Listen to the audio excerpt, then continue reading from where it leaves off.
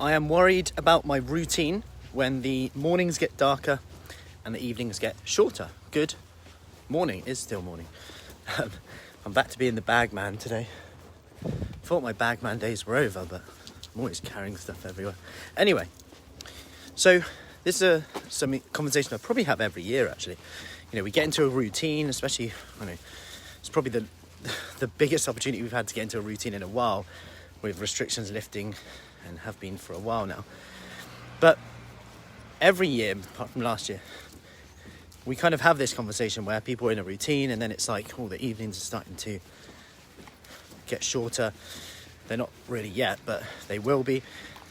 Maybe if you get up early to exercise at the moment and it's light and you're finding it okay, but then you're worried now that all of a sudden, it's a little bit darker at times in the morning, and you might find it a little bit difficult in months to come. You're worried you can keep your habits up. And it's a really interesting thing, because if you think about it, it doesn't even exist yet. We don't even know how we're going to feel at the time. And what I just want to get clear on here, and I did a Q&A yesterday all about this in our food freedom, comfort eating program that we've got coming out to everyone soon, which is actually about not dictating everything you do on just how you feel, because you will wake up at times and you won't feel like exercising, but we all do things that maybe we do when we don't even feel like it. It might be going to work, it might be some people will exercise when they don't feel like it. And 2 quick points on here. Number one is that we sometimes need to not judge what we're going to do based on how we feel, but judge what we're going to do based on how we want to feel. And I talk about this a lot with the 5-4-3-2-1 method.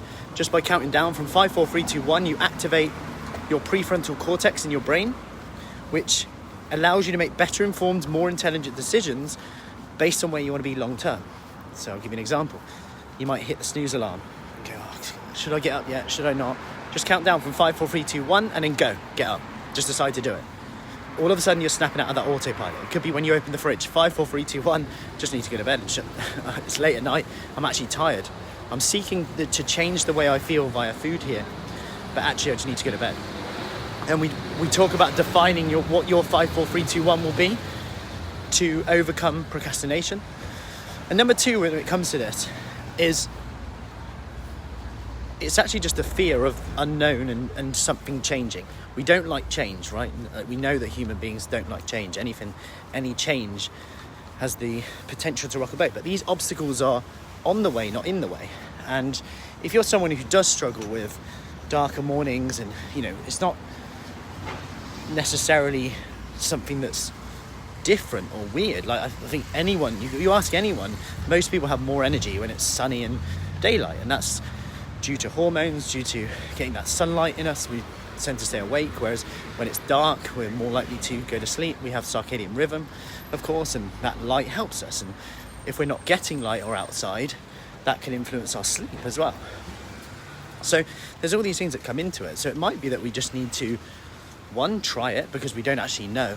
Like, who you are now, if you're into a new routine, will be different to who you were before. So how do you know that you're going to struggle with it?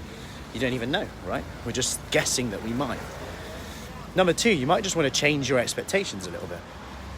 You might go, I'm going to train a little bit later in the day, or I'm going to try something from home, or I'm just going to have to go to bed a little bit earlier, whatever it is. But like I said before, rather than base what you do on how you feel, because there'll be things like you don't feel like, rather what we've got to do is identify as the person who we want to be, how we want to feel at that time, and then have a look at what that person would actually do. So if my goal in 6 weeks was to be fitter, stronger, what would that person be doing today? What would they be doing today? Let's base our actions on how we want to feel, and then let's break it down into a really small step. So what would they do? They would exercise. How long are you going to do today? What are you willing to do today?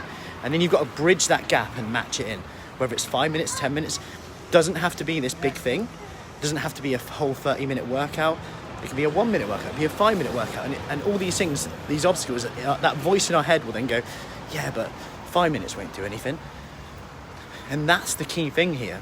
They're the significant steps that start to add up. when we can quieten down that voice and go, well, actually it will. 5 minutes a day is 35 minutes a week.